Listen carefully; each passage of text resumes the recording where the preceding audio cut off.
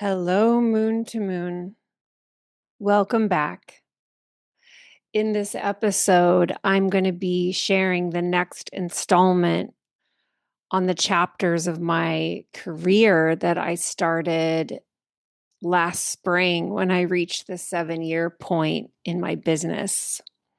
7 years is a Saturn cycle because 7 plus 7 plus 7 plus 7 is Saturn all the way around the sky.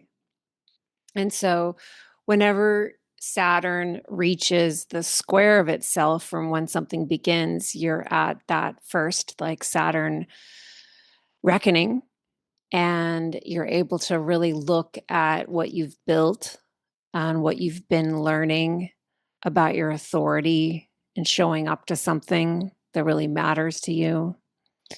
And it's around this time when it's really important to make updates that are going to be what you want to have in place and what you want to turn towards in the next 7 years of a thing. And just like update those contracts, closing out contracts with yourself, with your patterns, with people, with how you show up, so that you can really like get deeper in your authority with something. So last spring, I started offering different chapters on my career for all y'all who are out there building things and tending pathways of service and art that matter a lot to you. And in each of these chapters, there's been kind of what I'm noticing is like a central thing that I was learning at that time. And a lot of that had to do with where I was in my business. Like, as my business was growing and shifting, certain things that previously had been scary for me or previously felt like limits or impossible things were suddenly like either neutral, like not scary for me anymore, or like very within the realm of possibility, or I was like fully living what previously had been impossible to me. And so in each of these chapters, I'm sharing with you how I came up into challenges and then met those challenges and was humbled by them and basically like churned through and spit out some kind of portal that allowed me to then be like, well, what did I learn there? um, Many of y'all know that in human design, my profile is 3-5. So, like, everything that I do is so 3-5. If you're not familiar, the third line has a lot to do with like how you want to learn. And the third line folks really enjoy experiential learning. It's sort of like it's not satisfying just to be given like all the insights, like, here, you don't have to try it yourself, because see, I can give you all the answers. For the third line, it's sort of like, yeah, but that's not satisfying to me, because I need to feel embodied in anything that I think that I know. And so thus I'm going to have to test that myself. And just I really value this in myself. Like, I am really available to be like bumped around and bruised so that I can pick myself up and like dust myself off and be like, well, I get it. I know this now. Including like amazing experiences. Um Yeah, I like experiences to roll through my whole system, so I really like get them. And then my 5 line is a voice that comes through that helps me to universalize everything that I am noticing about being a human into a kind of bigger voice that is beyond like the Britten LaRue experience and becomes it's like a wisdom voice that is then what I bring into my teacher voice. And like basically I didn't need human design to tell me about this. I always wanted to be a teacher since I was little because everything that I would learn, I would start to imagine how I would want to teach it based on how it felt in me from a very, very, very young age. And just kind of a sense of like, not that I thought I could do it better than a teacher, although sometimes that would be true, but more like wanting to experience what it was like to like alchemize something into my own way of talking about it. And that's what I basically trade for money, now. It's like I guess I always was in academia, but this is definitely a better fit for me um than art history because it's a little bit harder to go from like personal to universal with something like history, even though I really appreciated and loved my approach to history and would have loved to have had me as a teacher um, if I had been an undergrad. Those days have been alchemized into these days. So here we are. Um, the timing of all of these chapters is working really well. Like I've been noticing that I don't know how many of these I'm going to do or when I'm going to drop what. I just know that I'll know when it's time to do the next one. So, of course, it just works really perfectly that this chapter where I want to talk about like shame enters the picture, shame becomes central. I haven't really worked out the title yet. You'll find out when you see the episode in the feed. Um, Yeah, listen, I wonder if it'll come out as I talk. So, uh, yeah, it just happens perfectly that I had the space to do it and the will to do it right as I'm now in promo for Unshaming Your Chart, which is coming back December 17th. It's a 2-month offering. It's my culminating course in unshaming vis-a-vis astrology. And it's sensational. It was phenomenally loved, like huge success. It's a really cool offering. Um, yeah, it's the unique thing that I do. You could call it like a brand, my brand of teaching, of approaching charts and speaking of astrology from the unshaming perspective. Now, most people would say, well, Brittany, you do that in all of your offerings and you're always doing that. And that's also true, but this is like the condensed 8-week offering. Usually the things that I do are much bigger commitments. And this is like, it's a great one to join if you're new to my work or haven't yet invested in my work, because it's not such a huge commitment, but it's still really, really deep. It's going to take you a lot deeper than like a 3-day workshop or something. But at the same time, I always have a lot of people, and I already know of a lot of people who've taken it last year who want to take it again. Like there'll be a lot of people who are also in my bigger offerings who come and do it just because it's so impactful. But also, it's a really fun class. It may sound hard to believe when we're talking about shame, but y'all, like, we have to have playfulness. We have to, because laughter alchemizes and it helps us just stay real and stay vulnerable and like give ourselves spaciousness to be humans who are learning how to be here, alchemizing all the shame that we received as kids that like we didn't ask for. So it's not our fault. We came by it innocently.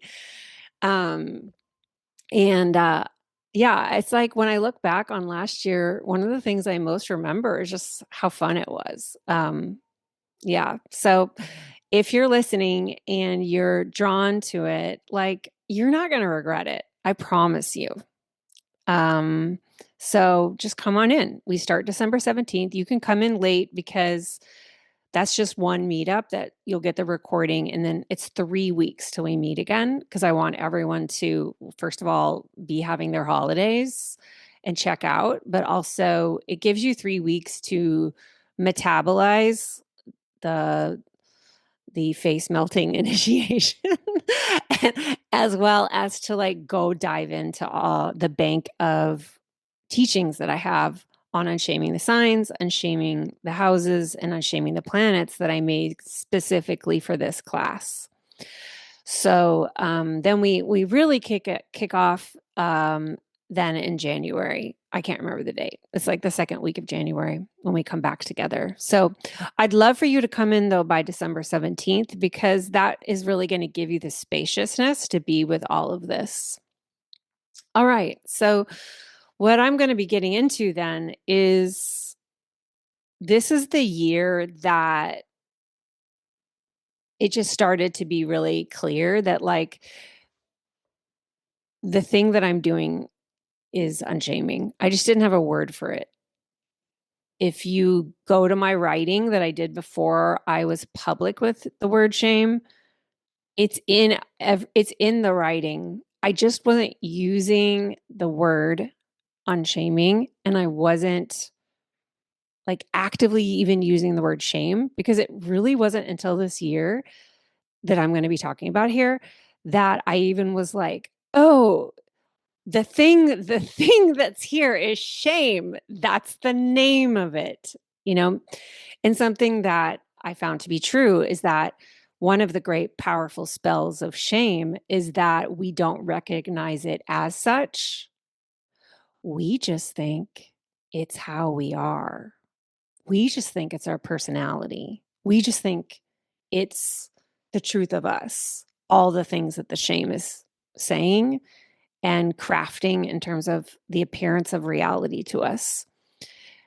We're mostly unaware of how loud shame is in all of our interpretations of reality. We're thinking it's reality, but what it is shame.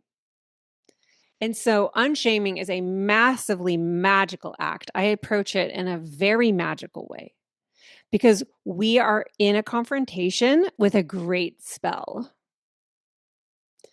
And it's really not even shame itself that's the problem. It's the spell of it that came from somewhere outside of us. And it's the fact of it not actually being inherent to us is the problem. Do you see what I mean there? It's not native, okay? It's not native. So that's the problem. I like love shame too in a weird way. I love my shame. Like I could weep. The problem is that it's not native. And so I love, as in like the me that has moved through all of this gunk, the me just trying to survive here, the me trying to create beauty, the me trying to create art, the me trying to show up to her life, like sincerely just wanting to do a good job here, like while carrying all this baggage around.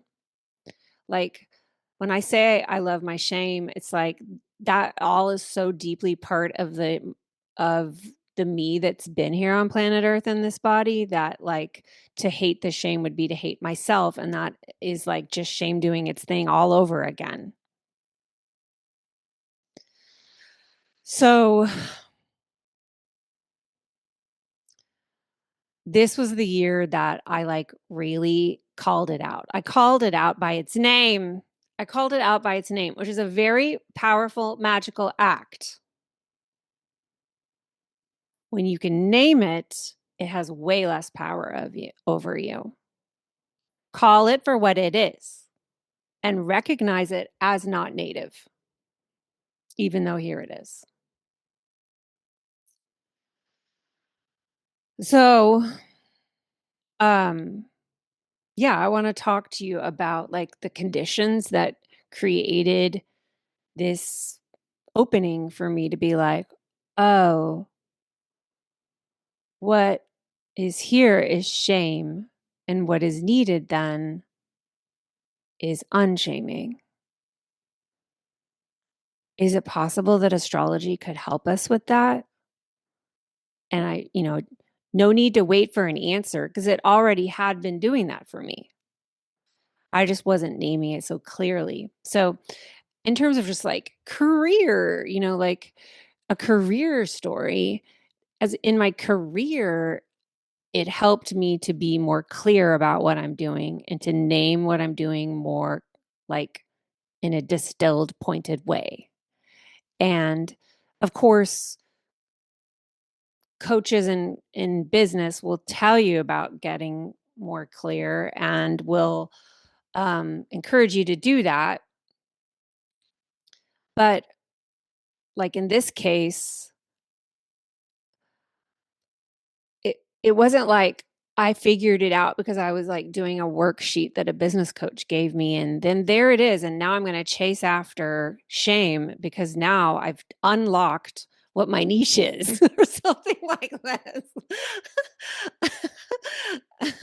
Unshaming niches. But it just like came. And so thus I started to talk about it. And then it became like, wow, I feel way more clear in what I'm doing now. That feels nice. But it was not gonna, I mean, maybe it could have come if I was like beating my career over with the stick, just like, tell me what I'm clear about. Um, but it came because my life was showing it to me and educating me on the words. And the skill set was already really there for me to then go way deeper with on shaming. Because frankly, inner child healing is unshaming. Parts work, internal family systems is unshaming. Like unshaming is a very exciting word for being clear about the thing that you're doing in your inner child healing. Is all inner child healing unshaming? There's pretty good case for yes, but maybe there's like some fraction of inner child healing that we could say is not about shame. But shame is the thing that there is with us. And, we can know like the expansive, spirit led, soul led direction, but we will always be pulled back by the stories of shame that are unconsciously running the show for us. And so the goal of unshaming is to make the unconscious conscious, which is not a thing I made up. This making the unconscious conscious is how we begin to see what is going on in us that's actually driving our show. So we don't have to be shocked by it. Like, that's funny. I thought I wanted more visibility, and yet I'm not posting. What could it be? Am I just fucked up? Do I just constantly self sabotage? It's just no, there's not a problem here, but there is there is something going on that's unconscious. Let's go look. And that's what unshaming is. It's a let's go look. Let's go be with ourselves. That's what it is. Let's go look. Let's go be with ourselves. That's what we're doing. That's what we're doing on Unshaming Your Chart. It's just so helpful to have astrology because astrology reframes our struggles in magical language, so that your struggles suddenly become connected to something way larger and bigger than you. And you start to see the intelligence of things. And you have the names of archetypes, guides, heroes, teachers who can support you through that particular thing that previously felt like some just like weird thing about you. And now it's connected to this whole larger framework. the tarot is very excellent with that too, which is why I pull the tarot every damn day of my life. So let's dive in. So when we left off, when we last left in the chapter on vulture magic, if you want to go find that one, the vulture magic phase of my career, I was sharing about a year where I went through a big breakup and this framework of vulture magic came forward. And then I was grieving and, writhing on the floor and went through all of these deep experiences with the planets, especially Venus. And Venus really held me back, brought me back to myself as an erotic being, whether I'm partnered or not partnered, and giving me the right to have preferences. So no joke, Mary Poppins, Matt Bull, my current partner, right into my arms by naming everything that I wanted, which at the time felt like I was asking for like a fantasy character that couldn't possibly exist. And sure enough, there he is. So that was some huge magic.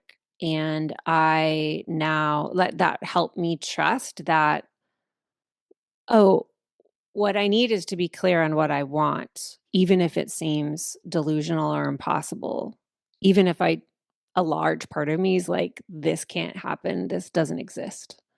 I'm going to petition like that anyway. And that has been really helpful to me. And one of the reasons that we fear doing that is shame. So it's difficult to petition big when when you have big troughs in the ground that you want to throw yourself, to not go big. And so what is that trough? What is that thing that we kick ourselves into? That ditch is shame. So the more we unshame, which is a daily act, which is a practice, it's not a place we get to where we're like, well, looks like I have no more shame. Yay. That's not a thing we have to hustle and deplete ourselves to get to. So we can just relax and just start going at a pace that feels good. Each act of unshaming radically reorganizes your relationship to reality every time you do it. And you start to be more available to big magic. So if big magic hasn't worked for you before, it may be that unshaming will help. Give it a shot. So I left off with when me and Matt broke up because our protector parts couldn't handle it anymore. We were both so terrified of each other that it just started to be exhausting and not even fun to be in it, because I just wanted to take care of my business and I wanted to dream big and I wanted to serve and I wanted to make things for people to come to. And I wanted to talk about astrology. And I was filling my journals up with just frustrations with Matt and fear of losing him and abandoned wound activation. I couldn't sleep at night. And so when he broke up with me in February of 2022, I was just sort of numb. It was devastating, but I also was it's true. This is not good for me. I can do this. I'm going to pick myself up. Speaking of 3-5, I'm going to pick myself up. I'm definitely in a new place in reality now that I've been with him. That was definitely an amazing experience, even though it was super painful. Well, onward. And I didn't expect him to want to try so soon, if at all. And I was like shocked that he wanted to repair. And as I shared in the last chapter, I decided that there was absolutely zero point in entertaining meeting this person if I wasn't serious about the possibility of a leap of trust. But the only way a leap of trust was going to be possible to me is if I trusted my body to know, based on a repair conversation, I'm staying with my body. Am I hearing what I need to hear? Does this feel okay? Like, do I like how this feels? Is it giving me those red flags? And so I created this incredibly Venusian space. He met me there, and we gleefully decided to take this huge leap and completely update our contract so that like we were starting again as an entirely new couple. And we set up all of these boundaries for ourselves for like what happens if we hit a spiral again and we get triggered. What are the protocols going to be? So and we were vigilant with, like, we lived by that pact. Like I mean, it was more important than what our ego says. And yeah, so then the that period of time then that we were practicing repair in a daily way was spring of 2022. So 3.5 years ago now.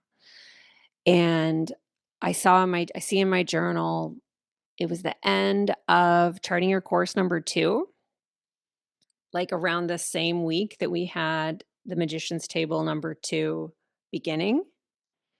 And I have all of these words in my journal about the testimonies of the human beings that come to these spaces that I hold, and like the magnificence of the transformation and the connections that are happening here. And I wrote in my journal, there is no shame in wanting to be properly compensated for these life-changing containers I create. And this was this big moment for me to just like really sit with the intensity of the kind of feedback that was coming my way. It's a very intense thing to receive compliments, you know? It's an intense thing to be told how meaningful and impactful the stuff that we offer is to others. And, you know, my go-to is always going to be dissociation. Be- because like I have lipstick on my teeth. I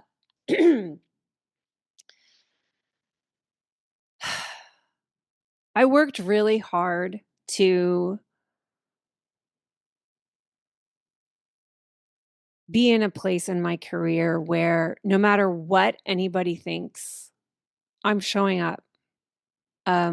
Whether I'm validated or not validated, whether everyone loves me or no one loves me. Like, I wanted my craft to come from a me place of like, this must come forward. And so I did so much around releasing myself from praise and like, because I had to release from like good girl, top student kind of pattern, you know? And this was a powerful moment of me just like, and also, can you sit inside of the truth of what you're hearing, that you are providing high value? Like, are you hearing this? You provide high value. It's important to respect the value that you offer. You getting this is me talking to myself. You understanding this is not you in the old pattern, like, oh, thank God everyone likes me. That's not what this is. This is you being in the respect for what you make so that you can have boundaries from that place, so that you can create from that place, you can speak about it from that place, and so you can set your contracts from that place. And I was noticing like my fear that that was shameful, like that it was bad for me to recognize that in myself. Like I'm not allowed to see the value that I bring. And so I was clocking like an internal pattern around like, it's a bad thing to let this in. Because then you start to wonder, where did that come from? Where did that come from that I can't let that in? Who said I'm not allowed to receive? Is it possible that this is not native? This is not inherent, actually, and that this is a conditioned response? I'm looking at it. I got my eyes on this now. I got my eyes on this. Okay. Interesting. I just wanted to share because it's fun. Going through my journal, I was able to see March 31st, 2022, then is my first time I wrote down Mystics Making Money. And so I thought that would be really fun to share with you too, because that means it was 3 years from I heard it in the bathtub from my guides until I actually have an offering called Mystics Making Money. And I'm sharing that because it's like, there is for me zero problem with that. Like it was just, it wasn't the timing. I don't know if the timing had to do with maybe I didn't have enough internal scaffolding to like hold the high sensation of something with such a ridiculous name.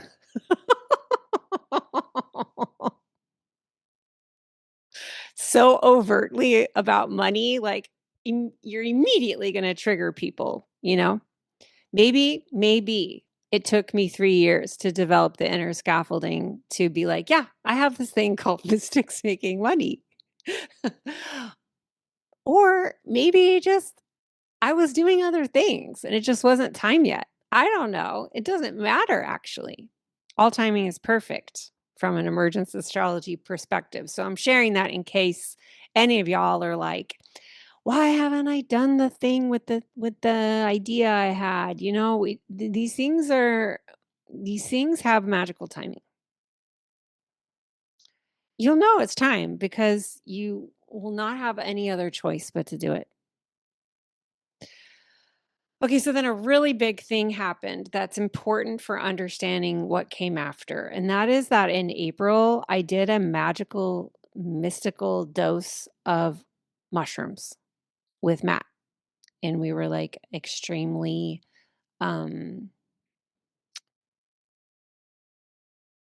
just sacred about it. I gotta say, so when you take at this level, for any of y'all who are unfamiliar with psychedelics, when you take at this level, which is like 5 grams, you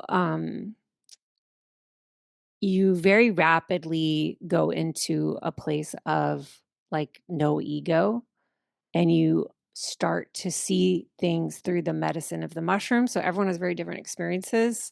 So I can only share about mine.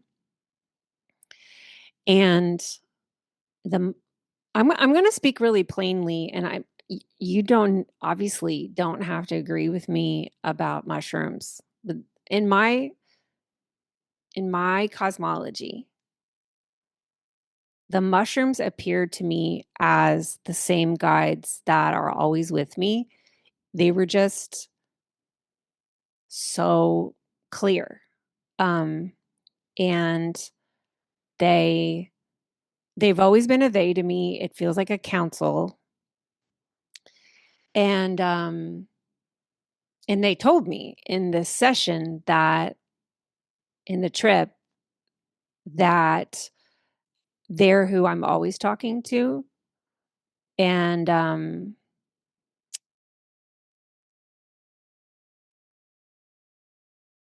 they helped me with what I needed at the time, which I've been living since. Because when you do something like this, it's years of learning with the curriculum you've been given. And one of the main things that I didn't even know I was afraid of, but I was afraid when we started to go in, and Matt did it too. I was really afraid of how am I going to take care of Matt or be there for Matt if I'm going into this kind of a space. And what they showed me was that I'm on my trip and Matt's on Matt's trip. And this sounds like silly, maybe, but like it basically began to rapidly heal my codependency pattern. As I was like, it was very easy for me to see in the trip space that we're all on our own trip. Everybody is. My students are on their own trip. My mom's on her own trip. My daughters are on their own trip. And like, I love them. And their trip is in containment with their own guides and with their own contract for being here at a soul level. And it's important for me to understand the difference between my life and everybody else's lives, and that everyone is on their own trip. So this was really huge for me at this point in my career because having come from family of enmeshment, I, still had a lot of enmeshment patterns that were in my attachments, both to collaborators and to students. And I mean, it's just how I knew how you connect to people. Um, and I had a lot of parts of me that made other people's stories my business, and what people think about me as my business, and somebody else's pain now is my business. And my daughter's uncomfortable today, it's my business. Like, everything's somehow my business, which is absolutely exhausting as a way of life.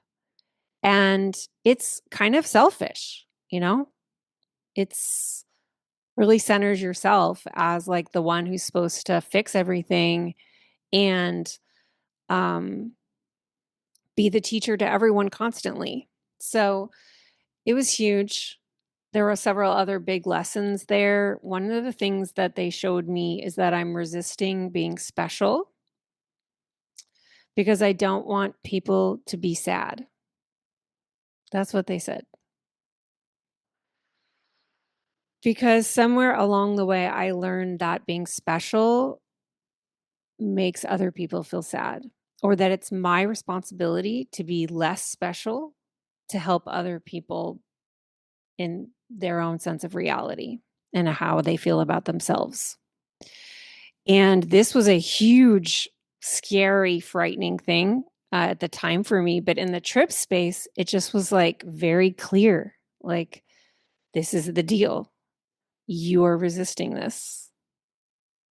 You're afraid it's going to make people sad. Like, can you see that that's really sweet? But like, what would it be like to stop resisting and go out there and serve? And they show me a picture of me as like a midwife, but I was like afraid to help people because I was afraid I was like getting too involved in their birthing process. And they were showing me like, the midwife doesn't take the baby home. The midwife doesn't give birth to the baby. Like, the baby is always that person's. So, how would you like to be a midwife? Would you like to get into it? Because why don't you just get into it? Like, don't hold back. And that was like a big one. Okay. All right. Let's go. There are many other things, but a couple others I'll name is one, they told me that I'm a home builder, which was like really wild for me because I've always had this idea that I'm a terrible homemaker and a terrible housewife. Um, but now I understand more about home and what home really is, and that I do build homes. And they also told me that my real name is the many armed woman. And as I've been living into that, it feels very true to me because I love to invite people into my business to support, to participate, to bring their own genius, to strengthen the whole web of everything that comes out of me. And these are the many arms. The many arms are me and all of my community. Um, and especially those who come in to help me with the visions. And I don't have, it's like I don't have to do everything for all these big, wonderful things that I want to do. So I've been living into all those things, which all wanted me to um, unshame. And so that was a really big thing. So I wanted to like preface with that because it's just a really important experience. I'm not trying to be a psychedelic pusher, but for me, it allowed me to really open out a lot of old patterns and see them for exactly what they are. And it was just like being very connected to my spirit and to my guides without like a lot of entrenched stories taking over, because that's what shame does. Is it like there's just kind of a takeover, and it can be very hard to see a more expansive picture. It can feel like a lie that somebody's handing you when they're trying to talk expansively. And your shame is just like, this is dangerous. Don't get anywhere near this. You're going to be hurt. Um, and that experience just like allowed me to kind of leap beyond a lot of old patterns very rapidly. And I just feel like I've been living so much of what I received in those 4 hours that felt like forever. For years now. Like I'm just constantly remembering, like, oh, this is still part of my trip. I'm still like getting information from this experience, and like building living emergence is part of being a home builder. Um, yeah, it's it's been an amazing like piece of the puzzle for me is what the mushrooms helped me see with my guides in that kind of environment that they create. The mushrooms seem to work with they work the medicine so that the environment is such that you pay attention um, in new ways, and you can be a student in new ways, and you feel more free. So, the next 9 months or so, Matt and I had a lot of spirals where we would get into the thorns of the old fear pattern. And then we would move into like protocols for protecting the relationship when we're in these spaces, so that like we create space, like we have like rules of how to communicate when we're in these times. I mean, we don't have them anymore, but that like 9 months was a lot. And what began to come forward is just how clearly shame made it so difficult for me to trust, and how shame made it difficult for me to be a listening partner, a partner who has patience, a partner who can trust in the generosity of the other person, even when it feels dangerous. And like how from my shame, I would notice that, like, if he would point out something that was hurtful, I would go into defenses because I couldn't hold the fact that I was being accused of hurting him. And what I was hearing was, you're saying I'm a bad person. I'm not a bad person. It's you that blah, blah, blah, blah, blah. And this is not helpful. And just how I couldn't hold the possibility of me making a mistake, me being told that, the way that I communicated something was harmful or hurtful, because I couldn't hold the possibility of being quote unquote bad, because to me, being bad at all meant that I was bad everywhere. That making one quote unquote mistake would suddenly send me into this place of, I don't deserve Matt. He should break up with me. Why are you even with me? You should just be with somebody else who doesn't make mistakes. So we would have these spirals. And yeah, it was like, oh my gosh, so intense. And just rapidly then kind of coming to these places where I was able to see the mechanics of my shame. And I was like, wow, that's what shame is doing in these scenarios. I'm seeing this. Um, so in that year, it was a period of like just a lot of bumping into things and then being able to be like, oh, wow, I see how that happened. I went from here to here to here to here.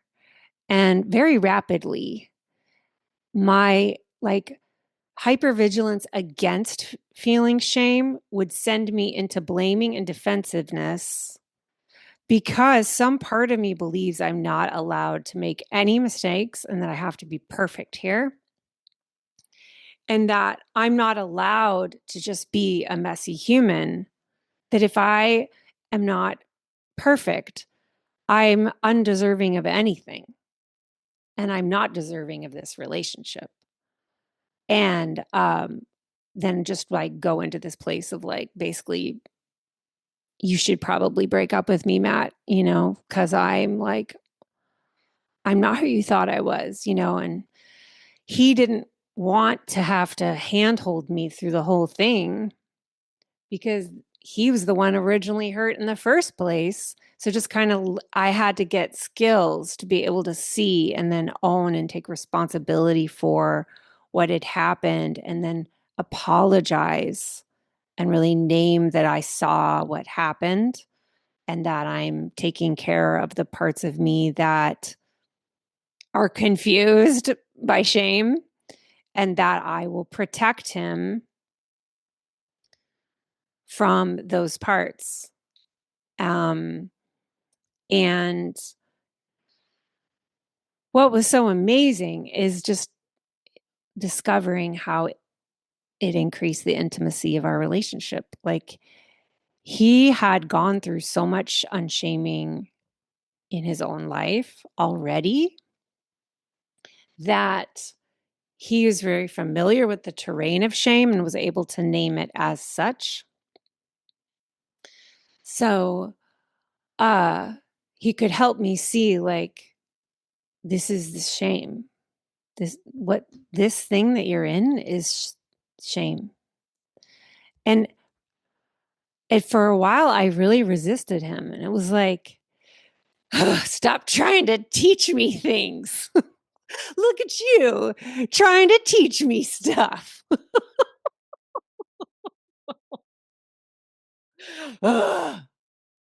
Wow, you're so wise.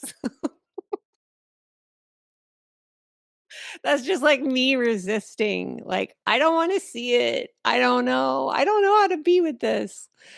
Like, I think I'm gonna have to learn how to be with this. Ah, shit. Um, so meanwhile, like amazing things are happening in all of that. Those contractions were also bringing all these expansions. One huge one was in the same late spring, I did my photo shoot and I'm still using those photos. Um, this is like a terrifying thing for me because I'm have a lot of trauma from being a child model and being the daughter of a model and just like being having to submit to just like contact sheets and people staring at all the flaws in the photos and people talking about your body and weighing you and putting things on you to make you thinner and yeah, I have like a lot there. And like a just like a really hard relationship with my image coming into this time period. But I was really excited about this shoot. And some part of me was like, they just knew it was going to be great. I was really sad that Matt didn't want to come to help with art direction, but he was like, no, this needs to be your thing. If I'm there, I'm going to be a distraction because he's like a creative person and he has a creative agency and he's on sets all the time. And he was afraid he would turn into this like micromanager, which would be really bad for me. So at the time I was upset, but I'm really glad he didn't go because I just like had the best day ever. And clearly all the photos are amazing because I'm still using them. And um that morning, I was like, will you pull a card for me, Matt? And he pulled 5 of Wands, which is Saturn and Leo, which is my Saturn placement. And he was like, oh, I'm trying to find something positive here. And I was like, no, this is good because that's me. I'm gonna I'm gonna show up in my Leo, having like moved through my Saturn, or like I am the Saturn now. Watch this. And like the inside joke we had around that afterward was I Saturn the shit out of my Saturn. I sure did. I sure did. Photo shoots are so healing and magical, like when the timing is right and you have the right people and you're just like in the moment of being able to embrace yourself and really like see yourself in new ways. Like I really embodied that day the woman I was becoming. I really wasn't that person yet, but very quickly I became the person in those photos. And I mean, that person's amazing. So, um, pretty amazing. And around that same time, I did this free workshop called Abundance Begins with No, and it was just like a really big deal. It's still the like free gift at my website. I'm going to change it soon, but it was just fabulous and it was really I was really getting clear that my learning how to say no has been central to my magic and people come to me who also want that and I like really like providing a thing that recognizes that I know what people are coming here for was really fun. Um so then the year's going and I'm now in deep collaboration with Jonathan Coe to create astrology as praxis. We hadn't announced it to the world yet, but we were dreaming on it. We started it in August, and it was a full year class. I composted charting your course to do this, and it was really rich, really deep, and really beautiful. And creating that behind the scenes with Jonathan was super fun that summer. And I wanted to share something that I wrote in my journal in July, kind of like in this very creative energy in the midst of these ups and downs with Matt. But every contraction led to expansion. I wrote, I decided to stop worshiping at the temple of seems pretty good and sure that's fine. I built an altar instead to living in service to abundantly loving what I most want in my life without shame or defense or apologizing. At this new moon in Leo, the temple of our sun, I am looking at my life and see all I ever wanted. Let's see. And it's with leonine pride in my heart, gushing with joy to share our love for astrology. Oh, a first look. So I was about to announce astrology as praxis. That's what it is. And I wrote in the margins, what kind of bonfire can you trust when the kindling is just fine? How inspired is your creativity by pretty good? And that I love that because I was just coming into a place where I was like, this is what unshaming does. Unshaming says, why am I worshiping at a temple of this is fine? Why am I worshiping at a temple of pretty good? Like, I'm actually really not interested in that temple. It's shame that confused me about this, that I'm supposed to just be grateful for whatever I'm getting, whatever is being presented to me, that I'm not allowed to want more because wanting more is going to make me difficult. It's going to be this vulnerable thing of people seeing me and my preferences and my standards. It's going to be this vulnerable thing of me being seen stroking my dick because that's like the vulnerable thing about dicks, is like when they have a hard on, everyone can see. And you know what? I just like don't want to be embarrassed about what turns me on. And I'm like, I'm going to go fucking big here. I want to go big on my life. I'm going to go big. I'm going to let everybody see me. Everybody see me. Like turned on. And this is when I was like launching this class called Wildly Alive. And I was like, I have fucking arrows on the ascendant. Watch this.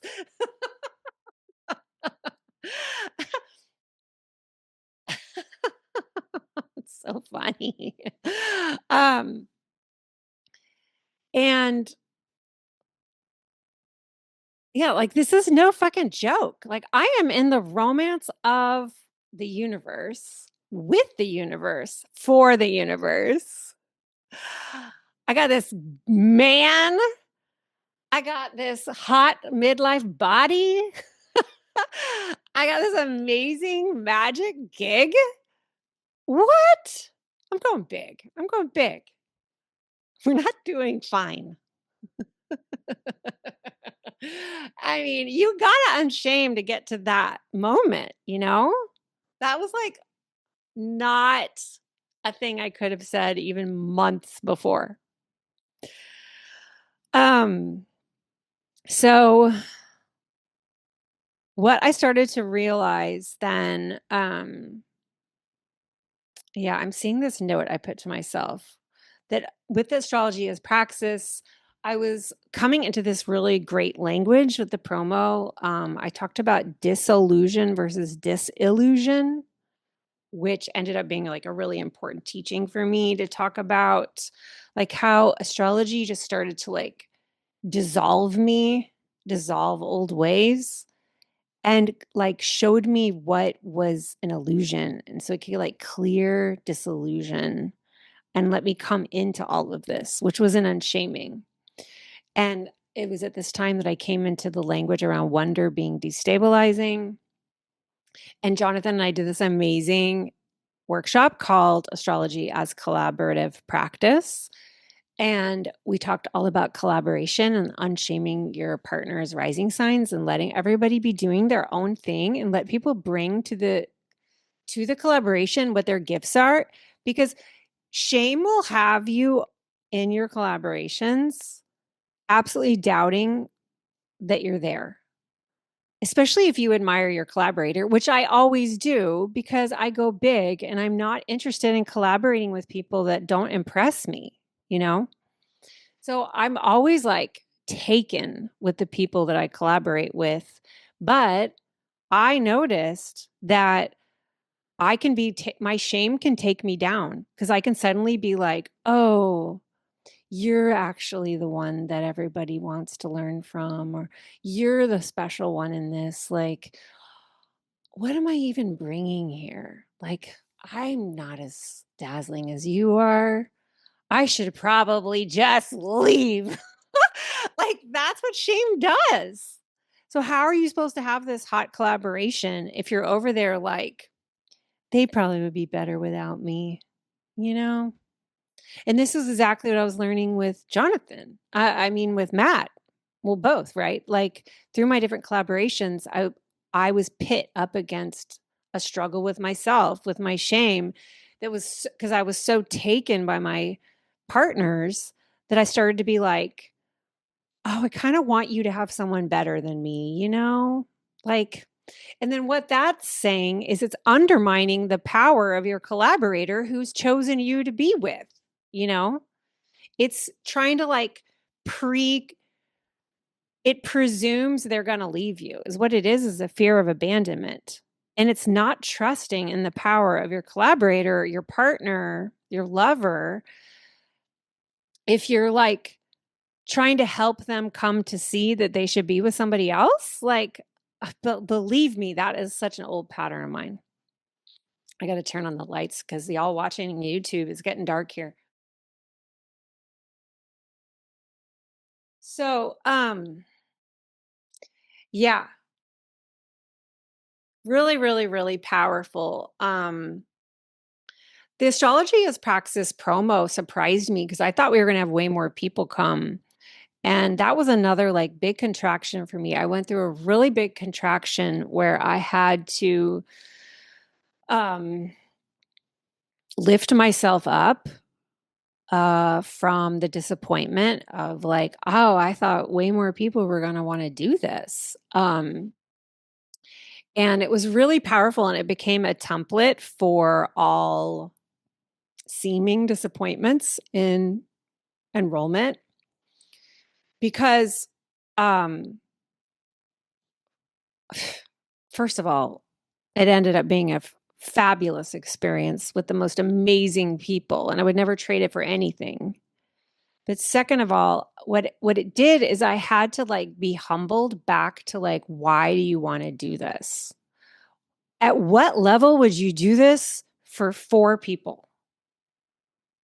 Go to that place. And I had to like go to that place where, oh my God, like I just want to do this. No matter how many people come, how much money I make or don't make. I just love this so much. And when you can lay yourself bare back to that place again, it is so rejuvenating and restorative and so magical. And actually, we got a bunch more people after that day. The day that I did this like big ritual with my guides, where they help me within humility, like come back to myself and come back to my service. Now, sometimes what you may realize, listener, is actually I don't want to do it if only X number of people are coming. And that's good information too. And maybe if, if we were really that low, I would have had that. But for me, I just thought I was kind of going into a fantasy place. Like this class is going to bring in so much income. I'm just not even going to have to do anything else the rest of the year. And that's going to be so amazing. I'm just going to make for this and I'm not going to do anything else. And I realized when I did my ritual, like, that's not what I want even. I'm always going to want to be making things. Like, I'm not looking to have some gig keep me from working. There's no keep me from working. Like, this isn't work. It's my creative life. It's my service. It feels so good. I love it. Like, the intelligence of it was good thing that I didn't entertain that. Although I seriously doubt I would have, because I just like love creating. But so that was a very magical experience, and moved me through like inner critic, shamey places of like, you should have had more. You should have had more people. You know, the reason you didn't get this is because of this, and I kind of just had to move through all that to just find out all the judgers in my family, inner family, and like move through them and come out the other side, like remembering who I am. So then I would say that things started to get really powerful with shame and unshaming in the fall. So it was a mix of two important things. I started to bump up against a ton of stuff with my daughters. And it was very clear that I was interacting with my daughters from a very shame-based way. Some of it is just old shame, and some of it was more like divorce-based shame. Um, and I wrote down in my journal something Matt said to me once. There's a part of you that still talks to yourself the way he talks to you, which is my ex-husband. Um, and when I heard that, I was like, oh my gosh. But I was like replaying that voice, which is a very shame-based voice. And so some things started to come up with the girls, where I realized that a couple different things. I wrote down, first of all, September 28th, unshame your parenting. And so then I said, if you're primed to see the worst in your kids, it's because you're primed to see what you think are your failures. Holding for effect. Whoa. Um, and I was just seeing how I was projecting onto my kids from my own places of insecurity. Everything about them, I was just seeing through the lens of like, where can I find proof that I suck? Where can I find proof that I screwed everything up? Where can I find proof that they hate me? Where can I find proof that I'm a terrible mother? Where can I find proof I should probably just give full custody to my ex, you know? And I committed in that fall. I am not doing this anymore. And my fear was that my daughters would see my commitment to just giving them sovereignty to like actually feel however they want to feel about me. And what if I'm the only one that decides if I like what kind of mother I am? I'm the only one actually that can decide, because every day I wake up and I'm like, how would I like to show up to that today? But it's not like it's going to rule my life. I'm not going to make choices based on whether or not people think I'm a good mother. I will no longer cede agency in my life to these pictures of like good mother, bad mother, good girl, bad girl, good teacher, bad teacher. Like, fill it in. Like, I am not giving agency to these questions. And in the meantime, my daughters might think that, if I chose not to do some thing to assure that I'm a good mother, that I knew that there might be a period where they misunderstand it and they think it's because I don't care, or they might think that they don't matter to me if I don't do all those little things. But what if I show them another way? And like it took a couple years to really start to see the results of that. And like I just thank goodness. Thank God we're on this timeline now because it's so cool. This is we're building relationships that are not made of obligation. We're building relationships based on respect, enjoying one another, interest, curiosity, desire, um, just affinity, an affinity for each other. When I say respect, I don't mean obligation respect, to be clear, because that's one that will hook people. What do we really mean when we want our kids to respect us? You know? What does that mean when it's not rooted in obligation? What kind of relationship do I really want to have with them? How do I want them to feel about me? Well, I want them to know that whether they come or don't come, I'm having a great time, actually. Whether they're here or not here, my mom is fucking living her life at the temple of desire, pleasure, service, art, craft. Like, I want them to always know that I'm good. They don't have to take care of me.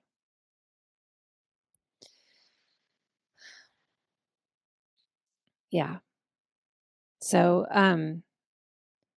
in this time, the other big thing is that I took this class called the Shame Clinic that was run by Simone Soul and David Bedrick. And David Bedrick uses this word unshaming and used it in the class. And so the first time unshaming the signs showed up in my journal was, let's see, I wrote in December 2nd, I wrote, what would it be like to unshame all the signs? Shame makes it hard to notice and name what you want. What if I could like unshame the way I relate to myself from the shame that we give that sign? Could we really do this? I was asking, like, could I really do this? On October 2nd, I had written, and I remember sending Natasha Levenger a voice message on this because I was experiencing a bunch of shame this particular day related to parenting. And I was like, you know what? Shame is the new trauma. I was like, I'm telling you what, Natasha, shame is the new trauma. I'm telling you. Mark my words. Shame is the new trauma. Well, so yeah, that whole fall I was writing the manuscript to Living Astrology. So I was like, I can't think about this right now. I can't think about this till I get this turned in. I turned it on like the deadline was like December 8th, 10th, 12th, something in there, like an even number in there. And so as soon as it was in, then you really start to see it take over my brain space in my journal.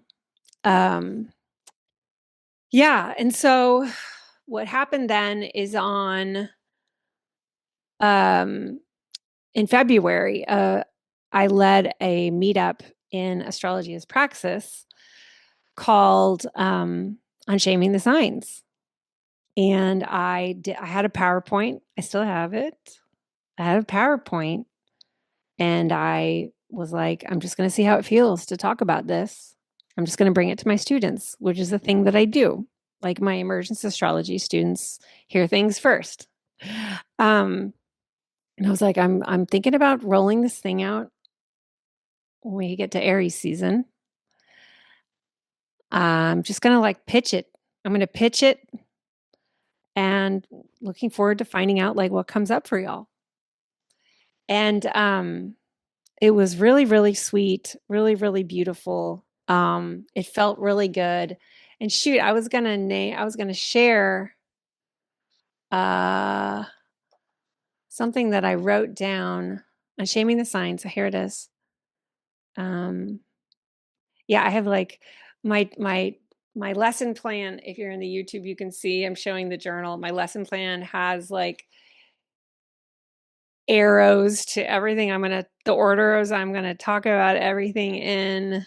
And then it ended with this slide that said this: unshaming the signs. What if the cosmic body has given us this language as an offering to help us witness one another? What if, in witnessing one another through astrology, some unforeseen beauty emerges within and through us that heals and transforms our experience and, by extension, our worlds? And so, like, my thesis was that through the language of unshaming the signs, we could more clearly and readily access this energy of healing and transformation that moves through in us when we speak it to one another. And that's really the heart of Unshaming Your Chart, December 17th to February 17th. Yeah. And so then that whole period of time, I was prepping for Magician's Table number 3 with Rebecca Paget. And then once I got TMT initiation done, it was in our Aries season, because TMT is always in Aries. And that's when I built it out. I started building it out, which will be the topic of the next chapter in this series, because I feel like doing that was huge. And already from the beginning of like the first tile day, this is the kind of thing I have in my journal, which is huge. So this is like a channeled message from my guides. So this is the full moon in Libra. You are learning that your shine isn't relative. It only is. You're worried that you're being compared, and that feels unsafe. It feels like losing. You feel that way because they have strong opinions. That if someone has strong opinions, that means they'll have strong opinions about you. You're learning to let them. Them is like imaginary people who might critique me. You're learning to let them, and you're learning to let yourself, quote unquote, lose and let them, quote unquote, win. Like, this is that releasing of the struggle. This is me talking again in 2025. This is like releasing the struggle of trying to win over people, to win over their opinion of you. You're learning to let yourself lose and let them win. Your joy in other people is a superpower. And when you withdraw it in fear for yourself, it's not actually in affinity with who you are.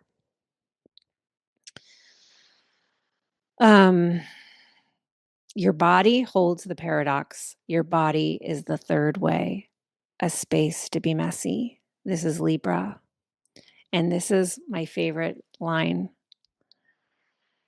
You are beholden to the visions that you see, not to how other people feel about them.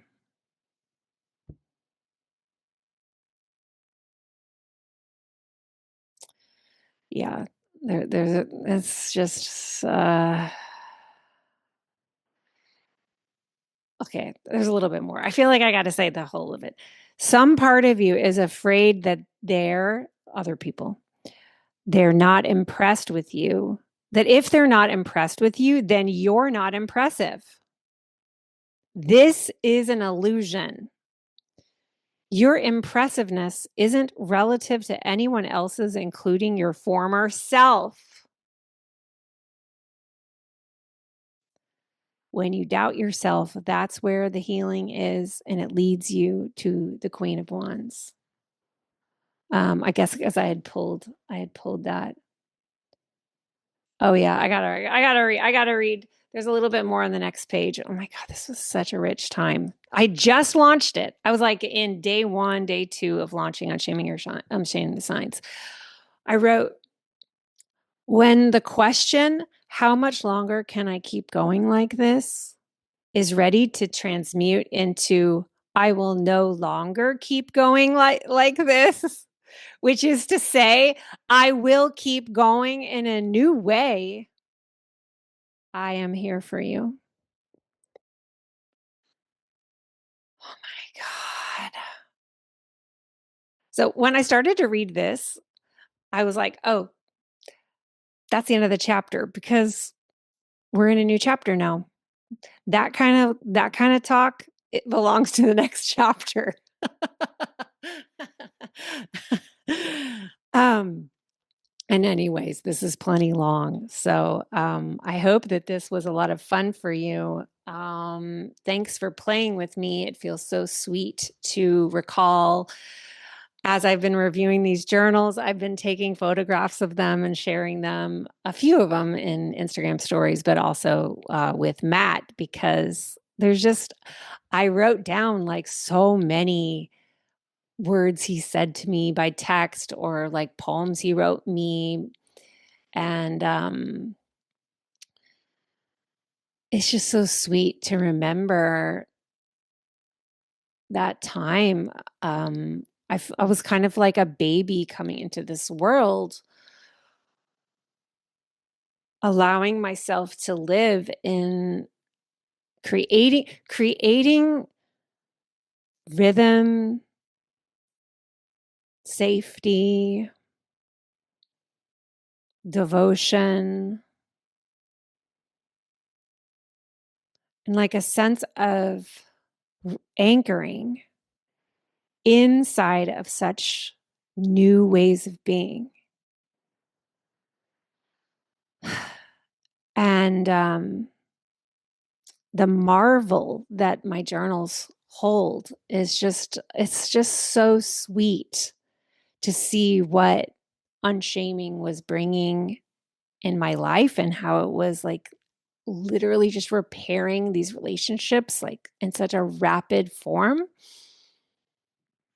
and just feeling just like so connected to both myself and to the guides that were talking to me and have been talking to me since the beginning of my career, but like came in new form and in new ways after the mushrooms or with the mushrooms.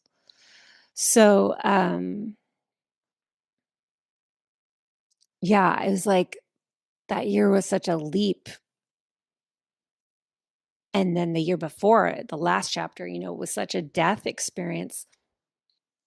This was just rapid expansion, contraction, expansion, contraction, expansion, contraction. And this is really what unshaming does.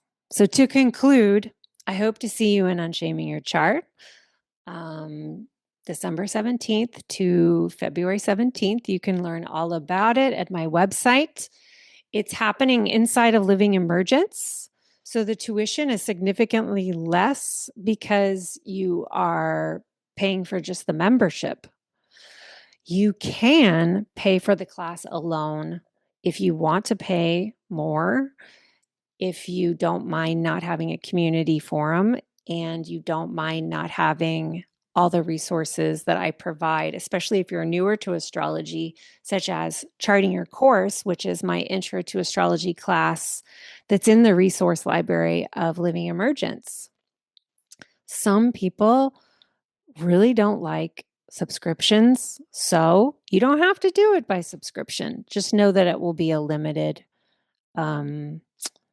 a more limited experience, because I want living emergence to be the home for Unshaming Your Chart. So the forum is in the community rather than the class. All right. Thank you so much. And I'll see you at the next one. Hope everybody's had a beautiful full moon in Gemini. That for me was so full of exuberance and excitement. I have got a lot cooking in my kitchen. So creative right now. And yeah, see you at the next one, y'all.